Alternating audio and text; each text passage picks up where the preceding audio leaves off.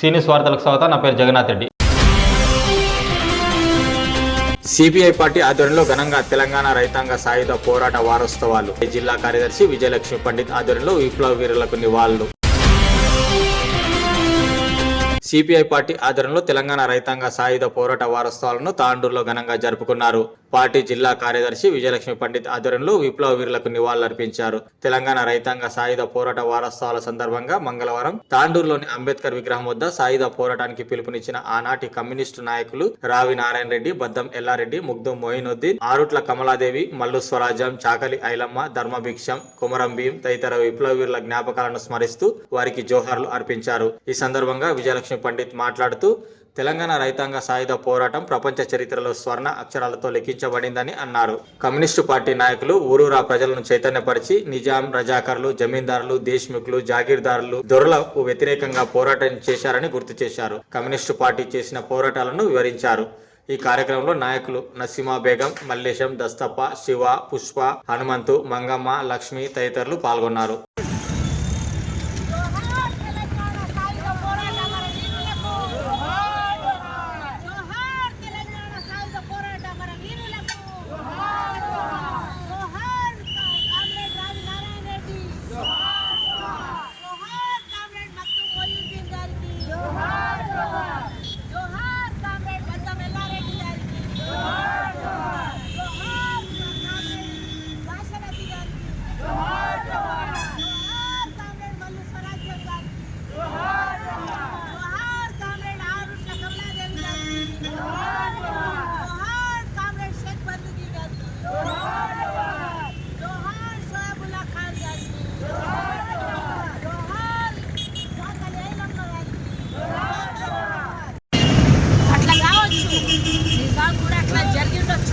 కాకపోతే ఈరోజు మనం మాత్రం అన్ని చోట్లల్లో ఖచ్చితంగా రేపు 11 రోజు ఏదైతే 11 నుండి ఈ రోజు వరకు రేపటి వరకు తెలంగాణ సాయుధ వారోత్సవాలని చెప్పేసి మన పార్టీ నిర్వహించడం జరిగింది.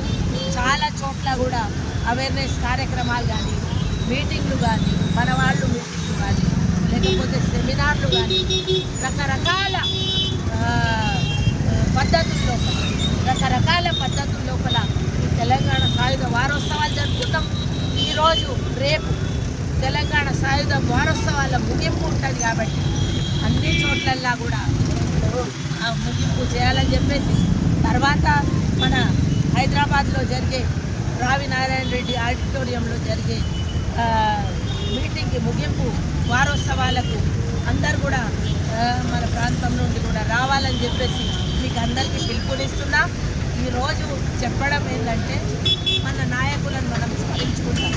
వాళ్ళ పద్ధతుల్లోనే ఈరోజు కూడా కమ్యూనిస్ట్ పార్టీ, సిపిఐ పార్టీ ప్రజల సమస్యల మీద భూమి కోసం, ముక్తి కోసం ఎండ్ ఇవ్వాలని చెప్పేసి, రేషన్ కార్డులు ఇవ్వాలని చెప్పేసి కగారు పేరిట వాళ్ళని మొత్తం కాల్చి చంపుతున్నా. ఎవరు మరి వాళ్ళు పోరాట స్ఫూర్తితో వచ్చిన వాళ్ళే కదా. ఆ రోజు మేము తుపాకులు ఇడిచిపెట్టాం, వాళ్ళు తుపాకులు పట్టింది, అంతే తేడా కదా. మరి ఇది కనీసం అంటే బండి కట్టి 16 బండ్లు కట్టి ఏ బండ్లు వస్తావు కొడుకు నైజాము సర్గరోడ అని పాడిపించినోళ్ళు ఎంట ఉన్నోళ్ళు. ఇవన్నీ చరిత్ర కదా. ఈ చరిత్రను మార్చి హిందూ ముస్లిం గొడవ అని చెప్పేసి యావో సినిమాలు ఇష్టం వచ్చిన విధంగా చూసి పెట్టి దురదృష్టవశాత్తు మన ప్రభుత్వాలకు బుద్ధి లేదు. ఎందుకంటే అంతకుముందున్న కేసీఆర్ తెలంగాణ ఉద్యమం లోపల గొప్పగా లేదు. తెలంగాణ సాయుధ పోరాటంని మనం ఖచ్చితంగా గుర్తించాలి. సాయుధ పోరాటంని గుర్తించాలి.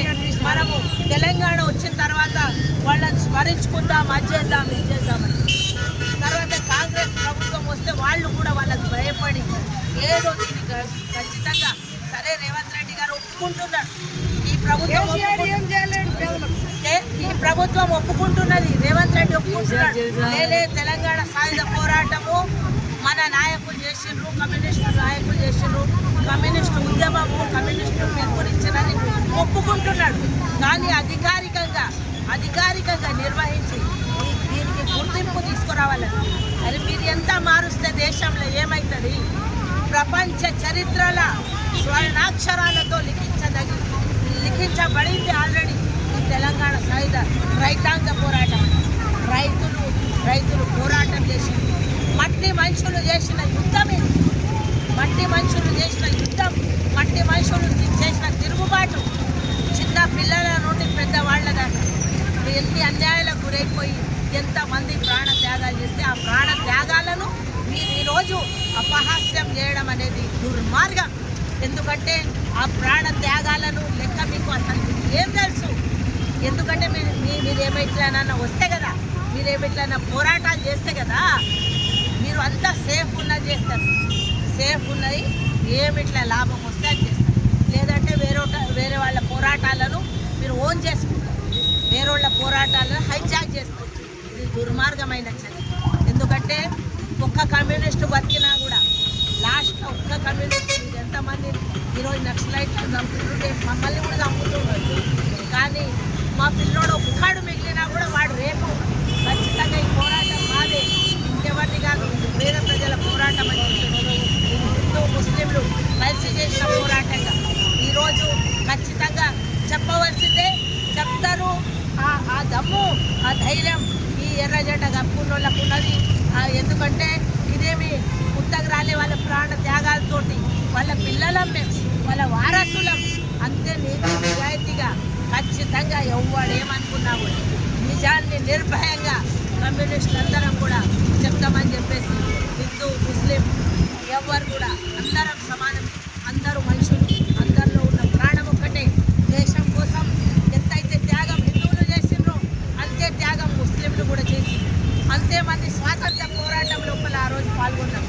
వాళ్ళు చూడలే ఈ మట్టి మన మనిషి, ఈ మట్టి మనది, ఇక్కడ పుట్టినోళ్ళ మనం అని చెప్పేసి అందరూ కలిసి చేసి ఎప్పుడైతే బ్రిటిష్ వాడు పోతా ఈ విషంని నింపిండో, ఈ కొంతమంది మీరు చెంచగాన్లకు ఈ విషం నేర్చుకొని అదంతా దుర్మార్గంగా జరిగిన పోరాటాలను మొత్తం దాని ముఖం మార్చడానికి ప్రయత్నాలు. వాడు బ్రిటిష్ వాడు ఏం చేసిండు, మీరు కూడా అదే చేసిండు.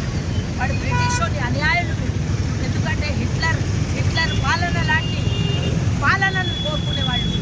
కాబట్టి మీకు ఏ మాత్రం అర్హత లేదని చెప్పేసి ఈ సందర్భంగా చెప్పదలుచుకున్నాం. రేపు ఊరూరా ఎక్కడ పడితే అక్కడ ఖచ్చితంగా తెలంగాణ సాయుధ పోరాటాన్ని నిర్వహిస్తారు. ఖచ్చితంగా ప్రజలకందరికీ కూడా జెండాలు ఎగరేసే ద్వారా అందరూ కూడా మన నాయకులు అన్ని ప్రాంతాల్లో చేస్తారని చెప్పేసి హైదరాబాద్లో రేపు మొత్తము కమ్యూనిస్ట్ పార్టీ రావి నారాయణ రెడ్డి గారి ఆడిటోరియం లోపల ఈ వారోత్సవాలు చేసినాము. ఒక్కరోజు వచ్చి ఏదో ఢిల్లీకి వెళ్ళి దిగి ఇక్కడ వచ్చి ఇదంతా పోరాటం నిజాంకి లేకపోతే హిందువులకు జరిగింది, అది కూడా నిజాం చేసిన గొప్ప పనులు కూడా ఉన్నాయి. నిజాం కింద ఉన్న ఇప్పుడు రాజులు ఉంటారు, సీఎం బాగానే